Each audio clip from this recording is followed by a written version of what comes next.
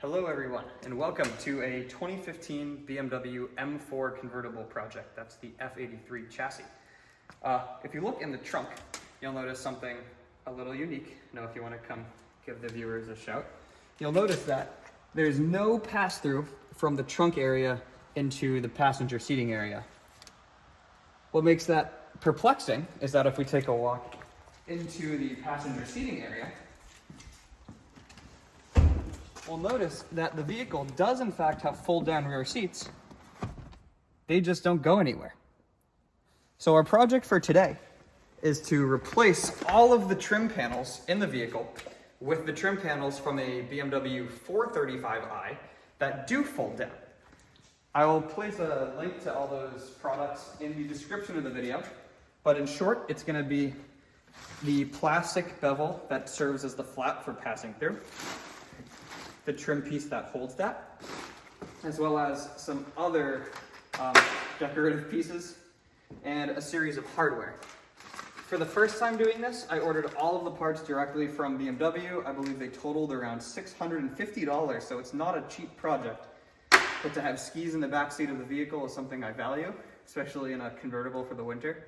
So let's get started.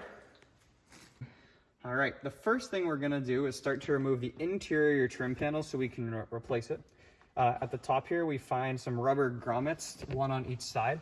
Underneath lies a T30 Torx bit, so we'll go ahead and pull the rubber caps off and remove the T30, and we'll do once on this side and once on that side. All right, with those two T30s out of the way, the next thing we're gonna do is remove the clips that hold the bottom of the trim panel. There is one on this side, it's a T20, and then there's the same thing on the other side, another T20. So we took those two T20 Torx out of the way, and these removed these plastic covers. With that out of the way, we've now freed this from the top horizontally and the bottom horizontally, but we need to allow it to pull towards us. To do that, we need to remove this felt strip right here. You can free it up from the side, and then it pulls directly downward, like so. With the felt strip out of the way, we're going to remove the plastic cover that guards the back of this folding seat latch. This actually just pulls straight towards you. With that out of the way, the only thing holding the rear trim panel, at least on the top, is just friction. So you can grab it and give it a yank. We're going to free it up from the left-hand side. Not from the right, maybe.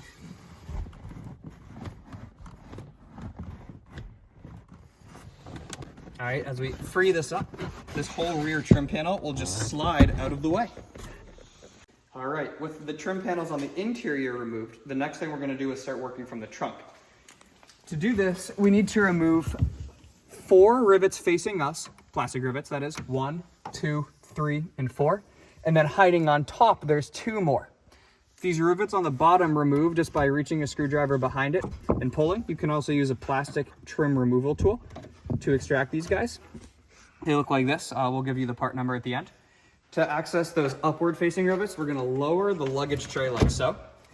And then that'll grant us a little bit better access to the 2 or the 3 upward facing rivets. One right there, one right there, and one right there. To remove them, we just skewer the clamshell like this, twist, and now they should pop right out, like so. With those 7 rivets out of the way, we can remove this trim panel. It just comes down from the top like this, and we'll wiggle it free. It's gonna lift straight up.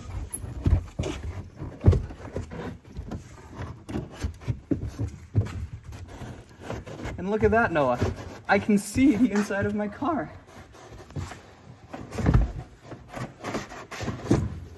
So, a person who just wanted to get skis in their car for the weekend could just stop here, as you have a pass-through.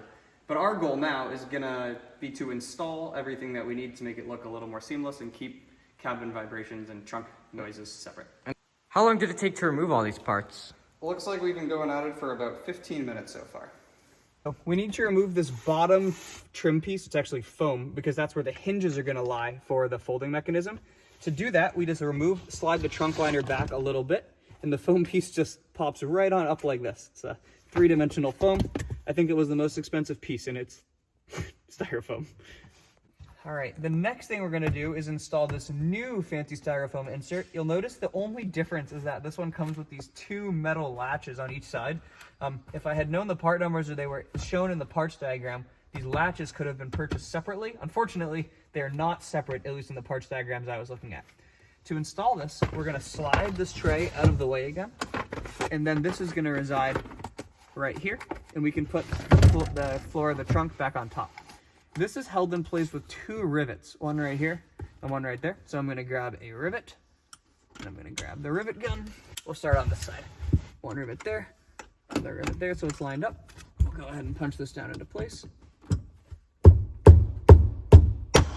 There we are, number one. Same thing on the other side.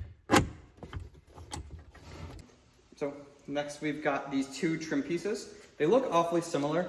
One of them ultimately forms the top and the other the bottom, and you can see they have that little inlay for where the actual folding piece is going to go. So they are best installed from the trunk, and they face in this direction.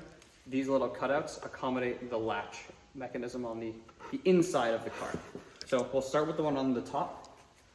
That's the larger of the two pieces. I'll include the part number again in the video description. We're just going to slide it up into place like so. You'll notice there's these two holes on the top that will align up.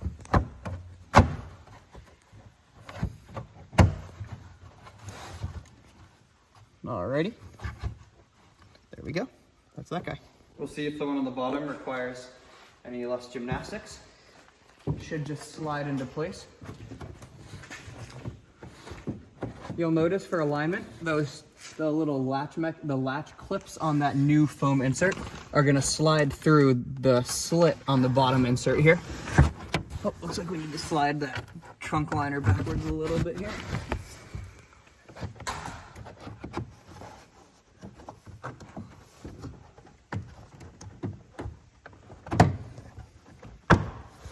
Alrighty, almost already. Cool. All right, now that we have that bottom trim piece and that top trim piece installed, we're gonna go ahead and use the plastic rivets or the plastic push pin type fasteners to hold these in place.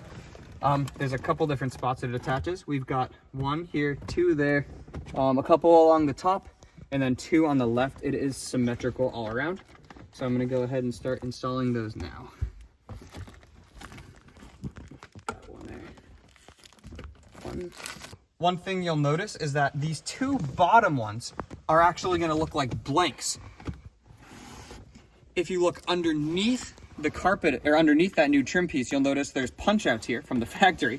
So then you can in fact install bottom push pins on both sides as well. So what we found is that the larger plastic rivets go in 6 locations. 1, 2, 3, 4, 5, and 6. The two smaller rivets are actually screw-in expanders, one here, one there. And then we use a Phillips head. Oh, it's not a Phillips. It's a PZ2 tip to install these guys. Go. All right, so now that we have everything on the trunk side of things all set, we'll work on getting the piece that goes on the interior. You'll notice there's these 3 tabs on the bottom. Those are located by these 3 receptacles right there, and then there's a few more on the side, and the foam insert holds the little control module on the side. And you may recall from the removal, this will have to be wedged in a little bit and installed downward from the top.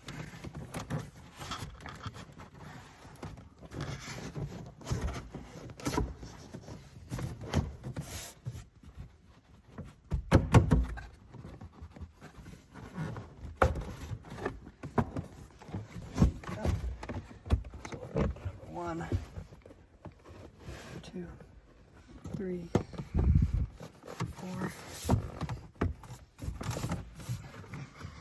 All right, that guy's in there. What we can do next is on the top here, you may recall we removed those 2 T30 screws, and on the bottom we had those rubber feet. The one that is shaped like the top of an S will go on the left-hand side, and the one that is shaped more in a straight line will go on the right-hand side. And they can only go, they're not symmetrical, so they can only go in one location, one orientation.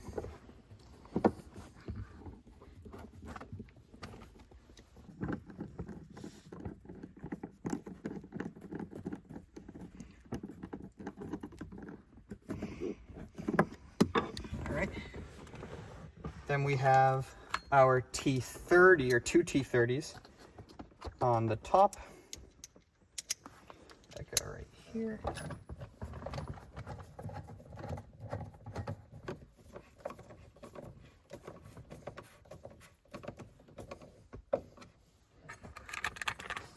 One on each side.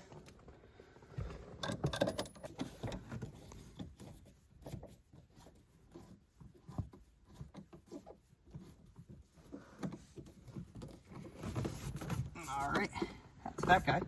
Then we have this latch cover, you may recall. If I recall correctly, the flat side faces up. That holds that there. And now, you can pause there. All right, with the screws back installed, we can go ahead and put the fun little, the decorative caps on. And we can reinstall our little felt weather stripping. I guess it's not weather stripping. Trim piece here.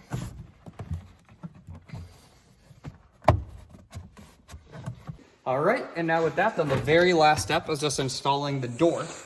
On the bottom of this, there's two receptacles. Those are what's gonna clip onto that latch that we had to dig so deep to get to. They just push on directly. And now, to close it, you just pull this down and shut it. There we go, all set. And to open it, we just pull this down, it pivots down, and we have a pass-through. Voila, job done. So now that we've done the whole job, I was thinking like, okay, what if you didn't want to spend $700 at the BMW dealership for all these plastic and foam trim pieces? What could you do to save money? And I think the short story is all you would have to do if you wanted it to look okay is essentially cut a hole in the inside and outside trim pieces, and you'd really be left no worse for wear. There's nothing behind there that you have to worry about while cutting or anything like that. Just cuts on both sides. Alternatively, you could just remove the inner and outer trim pieces altogether and order those top and bottom arches. I think those only totaled about $200, and that means aesthetically it would look the same. The only downside is you wouldn't have that door. By folding the seats down, you would just be able to pass things right through. Thanks for watching.